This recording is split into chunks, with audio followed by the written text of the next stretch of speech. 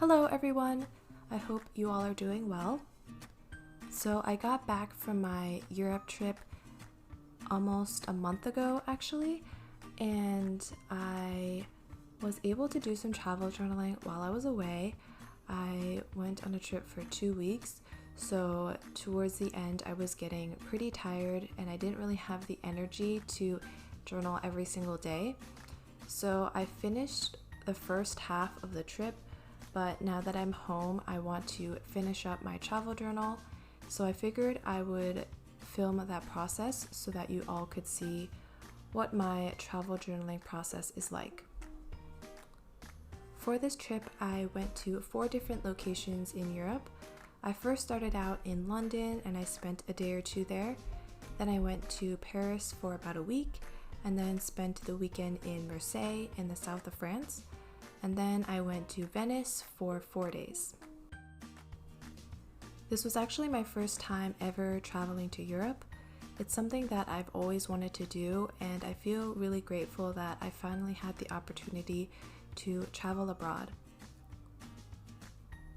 I had actually been planning this trip for quite a while. I went with my boyfriend as a celebration for our 5-year anniversary. I was also able to spend some time with my relatives who live in France. We actually stayed with them and it was nice to get to know them a little bit better and also spend some quality time with them. We also were able to spend some time with his parents since they came and joined us for the second half of our trip in Venice, Italy. Right now I'm journaling about my last day in Paris. On that day, we went on a boat cruise along the Seine River. The view of the city was so beautiful from the water. I thought we were going to have a tour guide, but actually it was a pre-recorded person talking about what we were seeing, and it was kind of confusing because the recording didn't actually line up with what we were seeing, so I was pretty confused throughout the tour, but I still really enjoyed sitting on the boat and getting to see all the really pretty views of Paris. So the next day we took a train from Paris to Marseille, and one of my relatives wrote up a list of all the things that we should try to see in Marseille. She wrote it on this piece of stationery, and I couldn't resist putting it into my traveler's notebook since it fit perfectly inside of my insert. While I was traveling, I did my best to keep all of the little mementos like ticket stubs, pamphlets, business cards, and things like that. I think it's a lot of fun to include them into your journal, and it also makes the journal just come to life so much more, and it makes it a lot more special.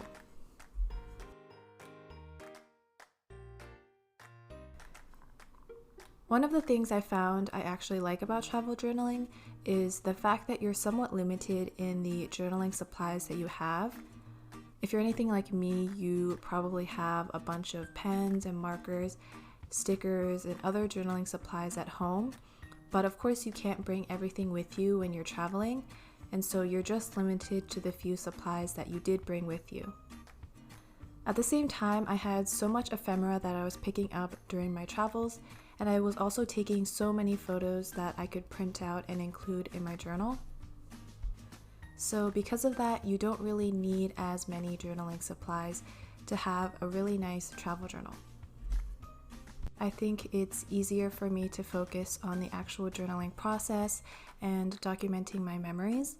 I've realized that when I was at home and I had access to all of my journaling supplies, I was caught up in trying to make the page look nice, and I was fussing around a lot, looking through all my supplies and trying to figure out what I should add, when in reality it doesn't really matter. I mean, when I look back on these pages, it brings me back to where I was in that moment.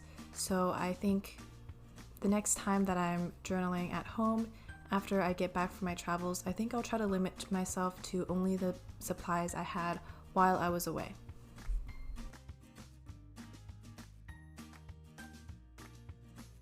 Another thing that I like about travel journaling is that you just have so much to document from your trip, especially if your trip is at least 1 week long. Then you'll definitely have enough to fill up your entire traveler's notebook insert. and I kind of like that the entire trip is self-contained in this one insert. My other inserts tend to be eclectic and sort of here and there, just documenting random things from my life, but in this journal, it still has an eclectic style, but the entire story of the trip is all told in this one journaling insert, which I really like, especially for going back and reading about the trip later on. I had such a lovely time in Marseille. I remember it being very windy, but it's such a beautiful city. It's actually the second largest city in France. One of the monuments that we got to see was Notre Dame de la Garde. It's a statue that sort of looks over the entire city, and one interesting fact that I learned was that when people are looking for an apartment there, they try their best to get one that they are able to see Notre Dame de la Garde from their window, because it means that the statue will be looking over them and protecting them. So now I'm gluing down a pamphlet from a museum I went to called Musem, and I really like how this pamphlet adds that pop of yellow and also folds out in an accordion style. I think that's really neat.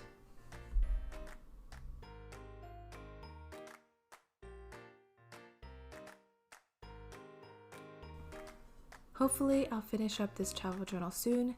My goal is to finish it before the end of October. So hopefully now that I've said it on camera, that will keep me accountable. So let's hope that I am able to stick to that. I also want to thank everyone who has subscribed to my channel so far.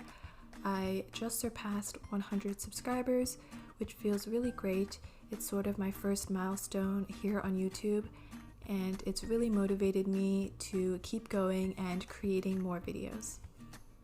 So thank you all so much for watching, and I will see you in my next video.